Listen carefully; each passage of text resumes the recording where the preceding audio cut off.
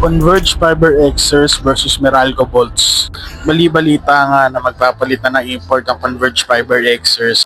At hindi ko alam bakit injured ba si Scottie Hobson. I think yun lang ang tingin kong option kung bakit nila papalitan import nila. Kasi ang galing ni Scottie Hobson maganda pinapakita niya yung conference sa kanila sa Converge Fiber Xers. Tingin ko isa siya sa mga best import so far dito sa PBA. At tingin ko mas maliit ang chance nilang manalo pag nagpalit sila ng import. Siyempre chemistry wise, di ba? At wala na naman ako masasabi sa Meralco. Alam niyo na magaling talaga sila.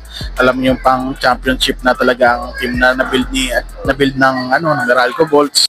So tingin ko mga 60% ang chance manalo Meralco Bolts dito sa game na to. Ginebra versus Phoenix Fuel Masters. Ang Phoenix nga finally ay nanalo na. Hirap na hirap talaga sila manalo this conference, grabe. Ang Ginebra nga ay galing sa talo na sobrang laking lamang. Sipin mo 49 Ginebra, tatambakan ng ganun.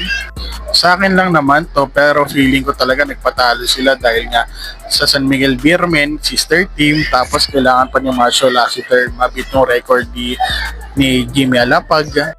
Ang pangit naman ng record na yun kung matatalo ang San Miguel Beermen, di ba?